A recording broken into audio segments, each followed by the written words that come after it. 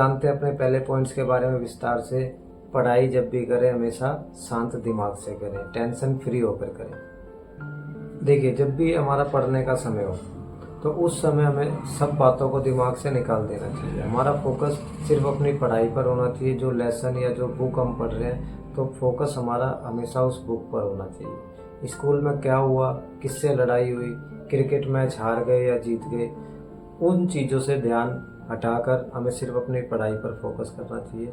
क्योंकि जब हम दोस्तों के साथ एंजॉय कर रहे थे या क्रिकेट मैच खेल रहे थे तो उस समय हमने क्रिकेट मैच के बीच में हमने पढ़ाई को याद नहीं किया होगा। तो अब आपका फ़र्ज़ ये बनता है, जब आप पढ़ाई कर रहे हो तो क्रिकेट मैच को कृपया बीच में ना लाएं। और पेरेंट्स को भी इस बात का हमेशा ध्यान रखना चाहिए, जब भी बच्चों के पढ़ने का समय हो तो उस समय कृपया मोबाइल या टीवी ना चलाएं। घर में पढ़ाई के समय एटमॉस्फेयर जो होना चाहिए, वातावरण जो होना चाहिए, वो बिल्कुल शांत होना चाहिए और बच्चों को हमें शांत वातावरण मुहैया करवाना चाहिए पढ़ाई के समय। अब चलते हैं हमारे दूसरे पॉइंट की तरफ, पढ़ाई की उत्सुकता बढ़ाने के। पढ़ाई की उत्सुकता बढ़ाओ। देखिए, अगर आपका बच्चा पढ़ाई में मन नहीं लग रहा है, वो पढ़ना नहीं चाहता है, तो कृपया उसे मार पीट कर ना पढ़ाएं, क्योंकि मारने पीटने से वो पढ़ेगा नहीं। अगर पढ़ेगा भी तो सिर्फ अपना टाइम पास करने के लिए या सिर्फ अपना होमवर्क करने के लिए। अगर बच्चे में पढ़ने की भूख है तो वो पढ़ा हुआ याद भी रख पाएगा और उसे पढ़ने में इंटरेस्ट भी आएगा। अगर उसको पढ़ने में इंटरेस्ट नहीं है या उसका आज पढ़ने में मन नहीं है तो उसको पढ़ा हुआ याद रहेगा ही नहीं। अब आपको बच्चे की भूख कैसे बढ़ानी है पढ़ाई में, देखिए उसका तरीका हम आपको बताते हैं।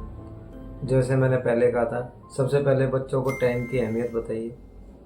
दूसरी चीज़, अपनी सक्सेस स्टोरी बताइए। बच्चों के सुपर हीरो कौन होते हैं? उनके डैडी।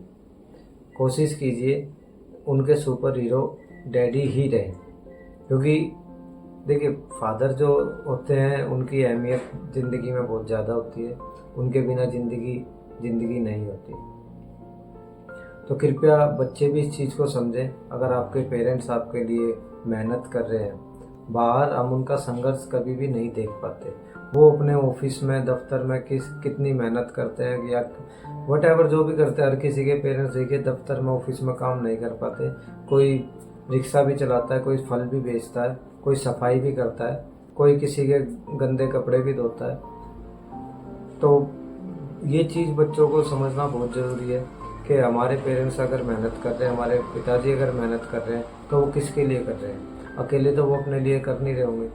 तो उनकी आंखों में भी जो सपने हैं वो हमें पूरे करने हैं। वो पूरे करोगे कैसे? आप पढ़ लिख कर। पेरेंट्स को भी बच्चों को अपनी एक्सपेक्टेशन बतानी चाहिए कि वो बच्चों से क्या चाहते हैं। अपनी सक्सेस स्टोरी बताइए कि आपने ज़िंदगी में किस कदर मेहनत की है, किस कदर आपने बच्चों के लिए दिन रात एक किया है, किस तरीके से आप मेहनत करके बच्चों को पढ़ा लिखा रहे हैं। तो आप बच्चों को अपने सपने बताइए कि मेरा सपना ये है कि मेरा बच्चा बड़ा होकर ये बने या मेरा बच्चा बड़ा होकर कामयाब हो जाए। बच्चों से इमोशनली अगर आप टच होगे तो बच्चे आपकी बात सुनेंगे। बातों बातों में उनसे प्रॉमिस लीजिए कि आपको उनका सपना साकार करके दिखाना है। बच्चे ज़रूर करेंगे। पेरेंट्स को बच्चों पे हमेशा निगरानी रखनी चाहिए।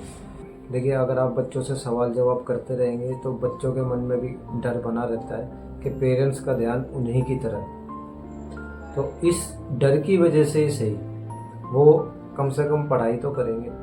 अगर आप उनकी तरफ से ध्यान अपना हटा लेंगे तो बच्चे बेफिक्र हो जाएंगे। अभी उनका आज तो ख़राब हो जाएगा, लेकिन आगे जाके उनका जो ज़िंदगी जो ख़राब होगी उसकी भरपाई कोई नहीं कर सकता। ये हमें भी हम पेरेंट्स को भी समझना चाहिए और हमारे बच्चों को भी समझना चाहिए। अब हम देखते हैं पेरेंट्स कभी कभी बच्चों के सामने झगड़ने लग जाते हैं। आपका झगड़ा चाहे छोटा हो या बड़ा हो, लेकिन कोई बच्चे अपने पेरेंट्स से इतने इमोशनली टच होते हैं कि वो झगड़ा उनको अंदर तक झकझोर कर रख देता है। अधिकतर हमारी लड़कियां, हमारी बेटियां पेरेंट्स के झगड़े को लेकर इतनी सेंसिटिव होती चली जाती है, जिसका उनके जीवन पे भी काफ़ी गहरा असर पड़ता है, जिससे उनका मेंस को देखने का तरीका जो वो बदल जाता है और फिर वही आदमी से डर कर रहने वाली मानसिकता अपनाती चली जाती है। अब उसको ये नहीं पता किस आदमी से उसको डरना चाहिए, किससे नहीं। तो कृपया अपने बच्चों के सामने लड़ाई झगड़ा कभी भी ना करें।